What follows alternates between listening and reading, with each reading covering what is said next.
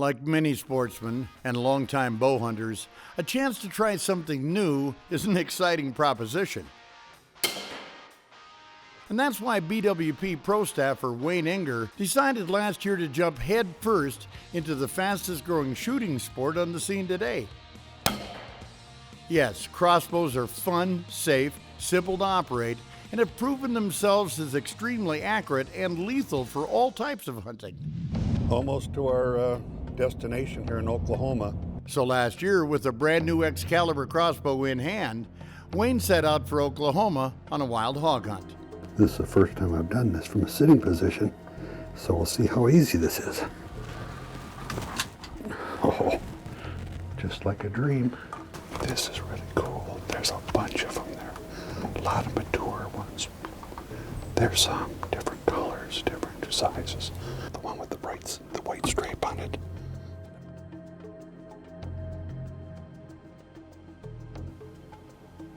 This is not the last time that I'll be using the Excalibur. I found it extremely enjoyable. And having never used one before, I've got a whole new respect for them. Yes, Wayne got his hog with the crossbow, and that took the first thing off of his bucket list. And that was something he wanted to do. He likes to hog hunt, so do I. I like to hunt anything, you know that. And I would prefer that the next thing I'm hunting is different than anything else I've hunted. From one standpoint. Can't say that about whitetails. And that's the next segment coming up. Wayne has got whitetails on the bucket list with his crossbow. This is his first hunt using a crossbow. More states, all states, should have crossbow hunting along with bow hunting. It's the same thing. It's just two different configurations of a weapon firing the same kind of ammunition. Whichever one you like, pick it out. I mean, if you like muzzle loaders rather than rifle season in your state, then go muzzle loader hunting. We've got choices, and that's good, that we have the choices that we can make. And today's show, you're going to find, is all about crossbows. And as they were coming into being in the country and becoming a vital tool for hunters, that was about the time this show was filmed. There's been a few challenges with this hunt. One of them is, I think, it's the timing. We are just pre-rut, and it's a little bit earlier than even pre-rut, and so the scrape lines really haven't gone down. The rub lines aren't really down yet. The bucks are chasing just a little bit, but really not showing a lot of interest and activity in breeding. We also have a huge acorn crop on the ground that's keeping many of the animals in the woods and not coming out to the fields where I happen to be at. We're going to put Wayne up in the stand on the hill there. It's a real good crossing area. It's up kind of by itself, but the traffic runs all over the place up there. It's just a real good pattern.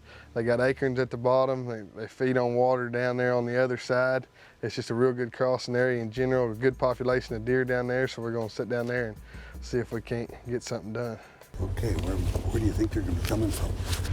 You'll look for them to come from behind you here, anywhere, and they'll come out and they'll cross this hill, north and south both, and then some of them will walk kind of up that little trail back up towards you. So they'll kind of, about 3 or 4 different ways sometimes they'll enter the field, so it's kind of be watching all angles. Keep the eyes open. You never know with them, they come from everywhere. So I'll see you at dark again. that'll work, all right. Thank you, sir. I'll see you later.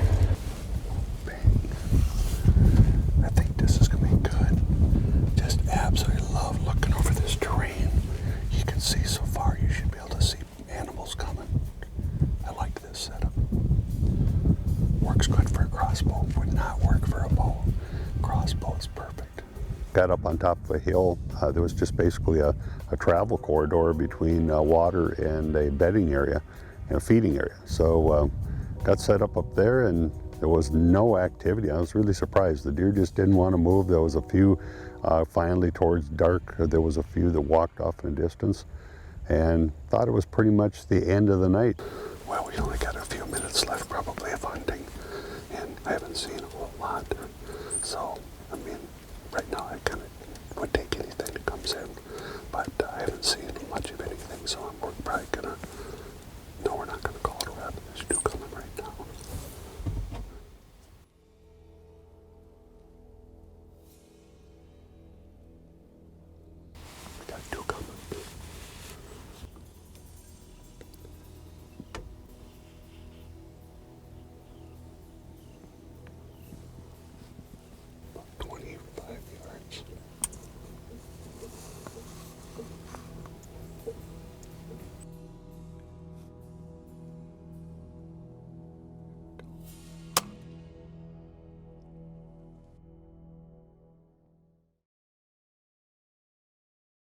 I did want to harvest my very first deer with a crossbow. And it wasn't a buck, but it was a doe. And they came up here and gave me about a 25, 30-yard shot. And she didn't drop right away, but I saw her go down at the bottom of the hill here, so she had made a very short recovery. But there's my very first deer with a crossbow. So it was the one thing on my bucket list, and it's done. I know there are many people who don't think that harvesting antlerless deer is the kosher thing to do. But you know, if people don't do it, pretty soon you have an overabundance of does and not enough breeding stock. There are not enough bucks to go around to really do a good job of breeding the does. And you end up with a balance which is really out of sync.